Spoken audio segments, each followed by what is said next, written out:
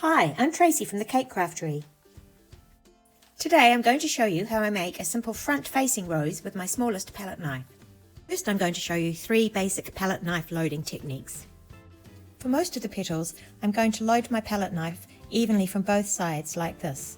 You need to keep the back and tip of your palette knife clean and fully load the underside, and then just pull away with one stroke, pressing the tip down as you do so.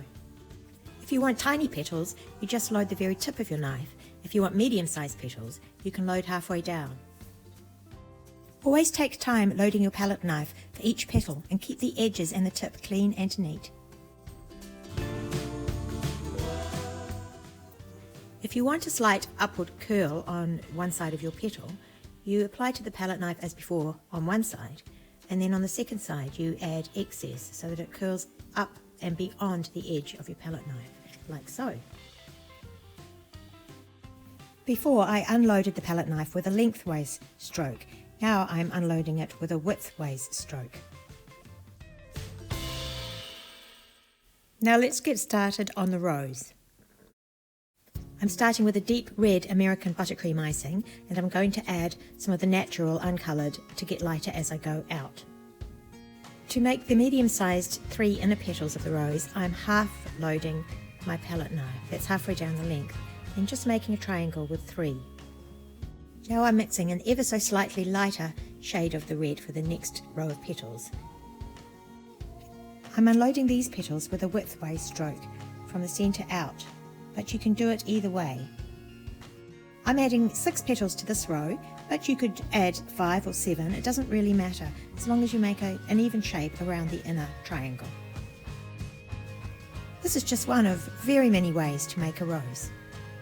We'll be exploring other ways of making roses and from different angles in upcoming tutorials.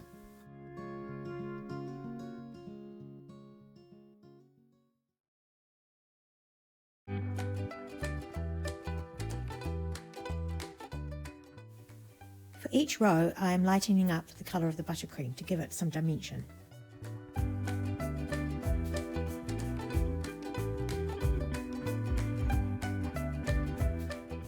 I'm applying this petal to the point where the 2 petals beneath it meet.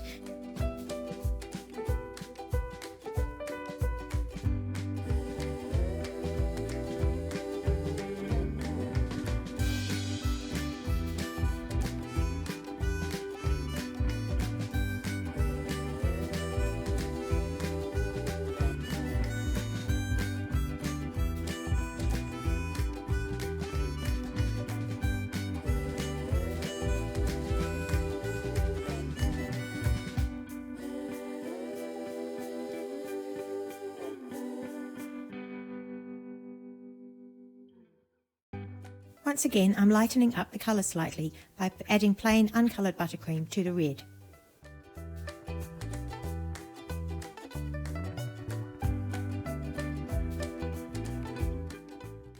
That one is a bit sloppily applied, but I can tidy it up later.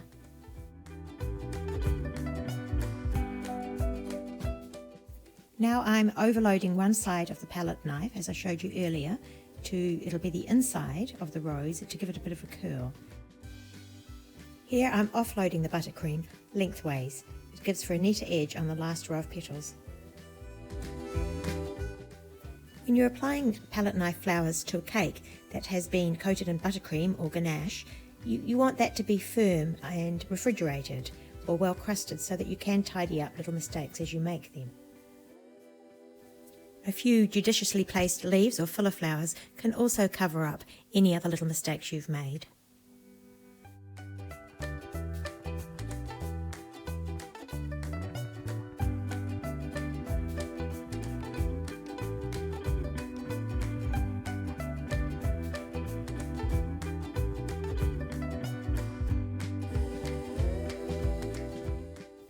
My last row has 10 petals.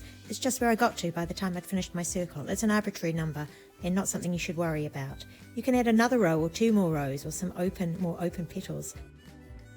Have a go at this straightforward rose if you haven't done palette knife flowers before. It's a great place to start and very satisfying. If you enjoyed this video, please give it the thumbs up. There are more palette knife tutorials to come, so please subscribe to my channel, and thank you so much for watching.